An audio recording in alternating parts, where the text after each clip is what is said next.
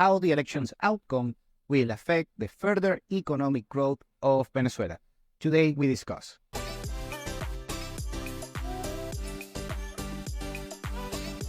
Welcome to Venezuela Insider, the only place in Venezuela for expats, digital nomads, entrepreneurs, investors, travelers, and related internationals.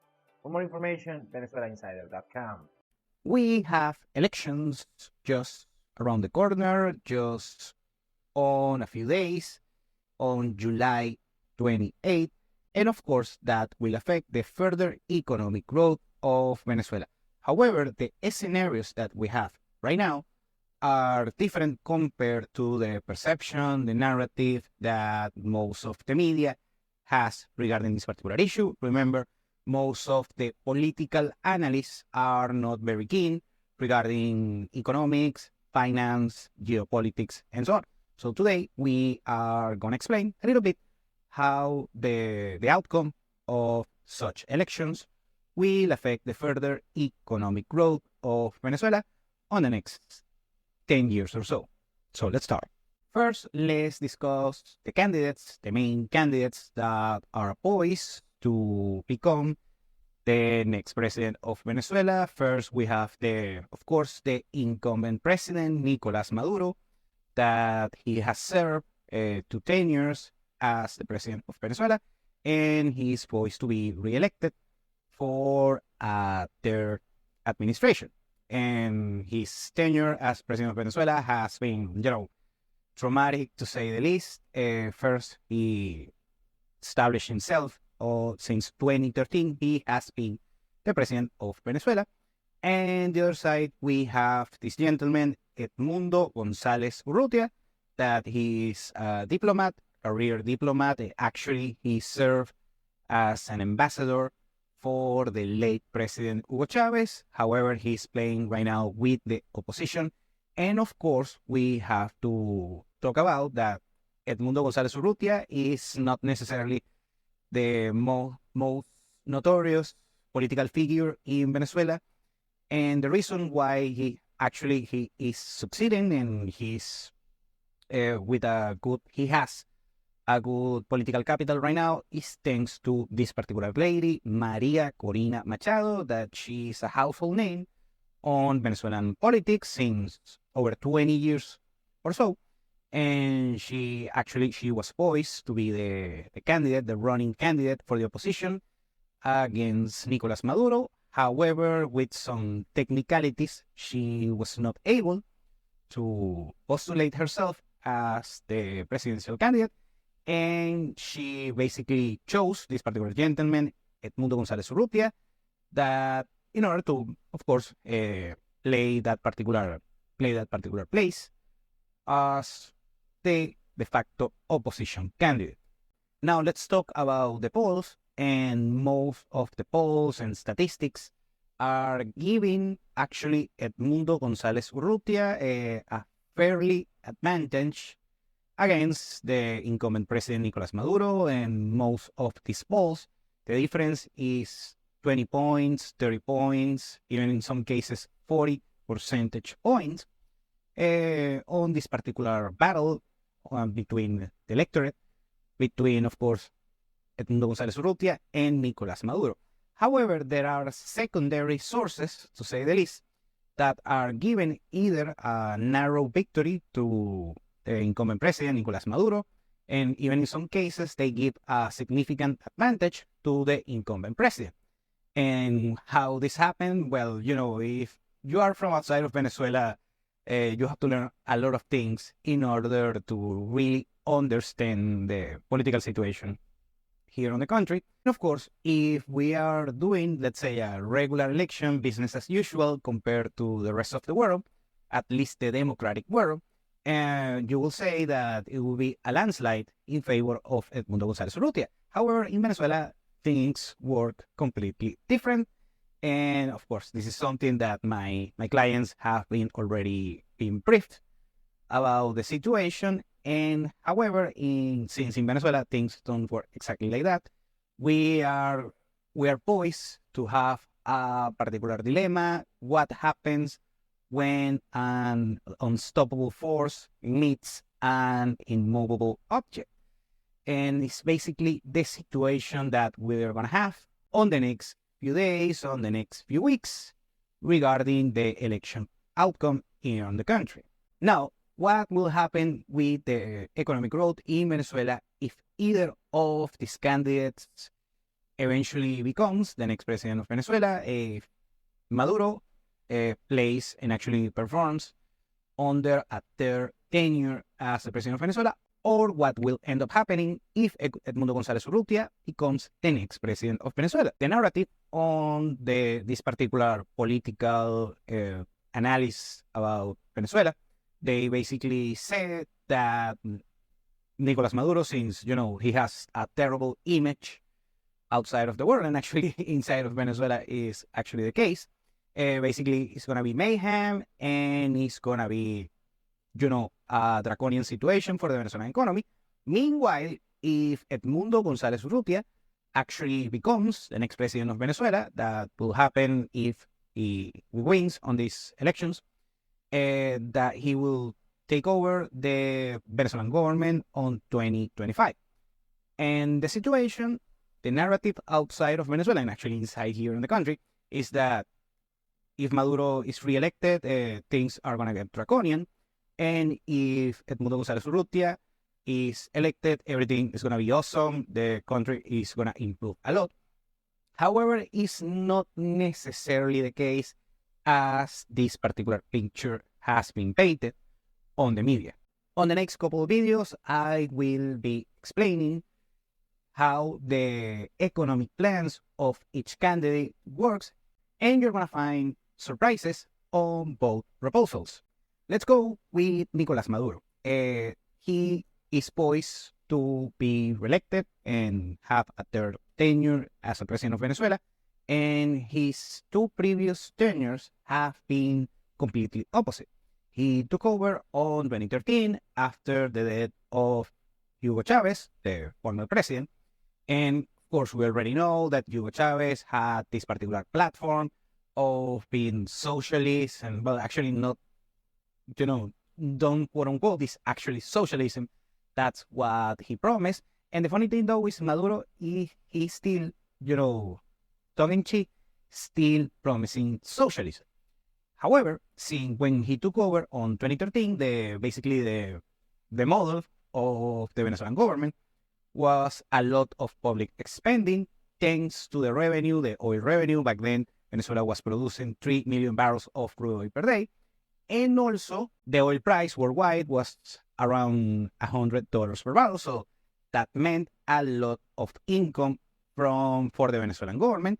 And they, of course, they squander all that money on public spending and also some corruption and mismanagement and that kind of thing. Well, business as usual. Now, when Maduro took over on 2013, that's when the oil revenue started to diminish. First, for the prices of crude oil worldwide started, to tank. Here's a graph from those years. And the other thing is that the Venezuelan oil production started to diminish a lot, thanks to the corruption in the state-owned oil company PDVSA, that it was run for this particular gentleman, Rafael Ramirez, now exiled in Italy. And the issue was on the first tenure of Maduro that he basically kept the same economic policies of Hugo Chavez. Remember, Maduro, he's basically the political descendant of Hugo Chavez, so they were actually good friends when Hugo Chavez was alive, and he was appointed to be his successor, and basically he inherited Hugo Chavez's political capital that it was significant back then. However, the issue was that Maduro, on this first tenure between 2013 and 2018, he wanted to keep the same policies, large economic spending, a lot of public employees, and also that creates a lot of situations of mismanagement and corruption and that kind of thing. And just for political ideology, he tried to keep this particular model. But unlike when Hugo Chavez was alive, Nicolas Maduro actually received a country where the oil revenue started to diminish a lot. And also they were just you didn't have, as a government, you didn't have the opportunity to implement these particular policies, these particular economic policies, socialist policies, because there is not enough money, and also he incurred in a lot of debt, international debt on the markets. Right now, it's estimated that Venezuela owns around 150 billion US dollars, kind of the estimate on different bonds worldwide, and also some debt that the Venezuelan government has with Russia and China. However, by the end of his first tenure, he figured out, of course, we had an 80% GDP collapse. So he figured out that basically going draconian socialism is not going to work without huge income, huge revenue from the oil industry.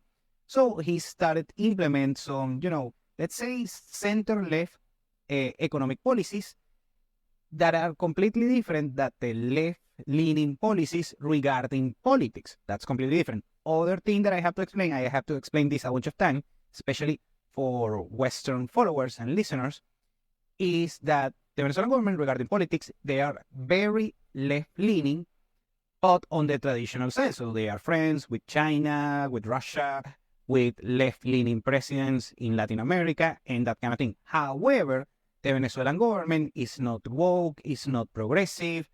They are actually conservative on social issues. So something that I see a lot on Western people, that they confuse left-leaning with progressive and socialism. The Venezuelan government and Venezuelan society are conservatives. The laws here in Venezuela are pro-life. We don't have LGBTQ marriages and that kind of thing. So that woke progressive nonsense has no room in Venezuelan society, both from the average people and also from the Venezuelan government. So basically, on his second tenure, after the 80% GDP collapse, also a lot of more of an opening to the rest of the world, hindered by the sanctions. Now, I have to be clear with something, is that the sanctions did not apply, did not cause the 80% GDP collapse. However, the sanctions are hindering further economic growth because the sanctions are only against the Venezuelan government and the oil industry and a couple of other strategic industries. However, most people abroad, especially companies, banks, and that kind of institutions, they apply over compliance of such sanctions. So that means that many times Venezuelan private individuals, businessmen, and companies have more issues in order to establish some economic relationship or business relationship with entities abroad, especially on the West. Now, the bad thing about Maduro is that he has a terrible reputation abroad, especially on the West. So that will mean that Maduro, he's seen negatively by the United States. Actually, he's sanctioned by the United States himself, also by the European Union and other Western nations. That makes more difficult economic integration. However, Maduro has good relationship with Eastern, let's say, politicians like Vladimir Putin and Xi Jinping. And actually, Venezuela is poised to join the BRICS nations, and he has good relationship with the BRICS nations group. And so basically the relationship, and also great relations with Turkey, with Erdogan. And the good thing about that, the integration with the, let's say, Eastern economies is going to be better, and also with left-leaning economies in Latin America, like Brazil, like Colombia, and Mexico, actually, but still with a lot of frictions in order to integrate the Venezuelan economy with Western standards. Let's go with Edmundo González Urrutia, what will happen if he becomes the president of Venezuela regarding economic growth.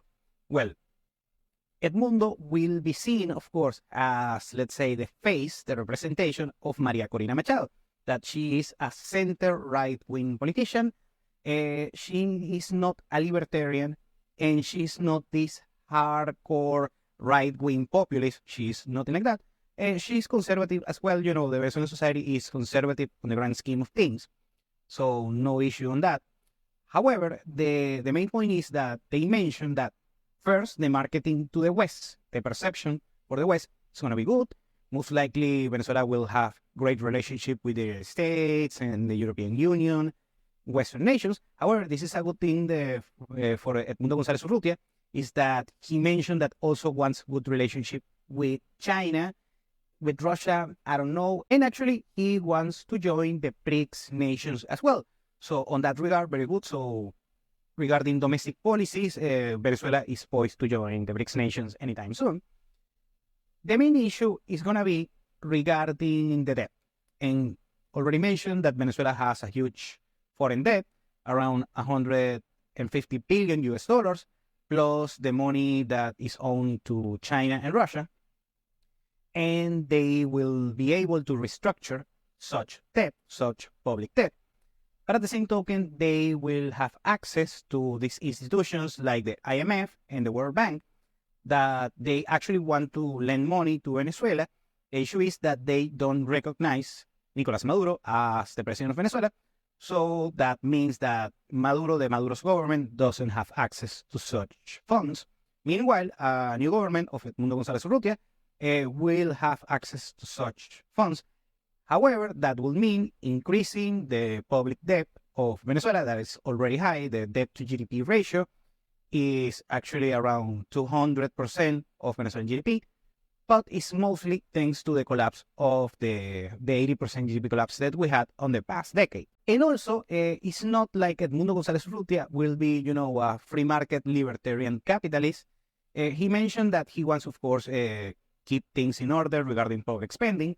However, since there is a dire situation for a significant cohort of the Venezuelan population, especially for public employees like teachers, nurses, and people on that line of work, he wants to actually increase public spending right from the get-go in order to help and relieve this particular cohort of Venezuelans that have been suffering since, the economic crisis, the 80% GDP collapse. Now, finally, in order to answer this particular question, what will happen with the further economic growth of Venezuela? First, let's explain that Venezuela on 2013 had a GDP close to 400 billion US dollars, and that collapsed until 2018. On 2017 was a draconian year. The de facto economic growth started on the midst of 2018. In practice, it was on 2021 when we saw further economic GDP growth. Remember, in 2018 was actually a good year for the Venezuelan economy. 2020, we had COVID, of course. But on 2021, basically, you had this pent-up demand, on this particular case, pent-up economic growth. So since 2021, the Venezuelan economy has grown significantly. They went from a little bit over 40 billion US dollars, and right now it's a little bit over 100 billion US dollars of economic activity. And the Venezuelan, on our own estimations, the next decade, Venezuela should grow on a conservative estimate they're going to go from 100 billion US dollars to 200 billion US dollars.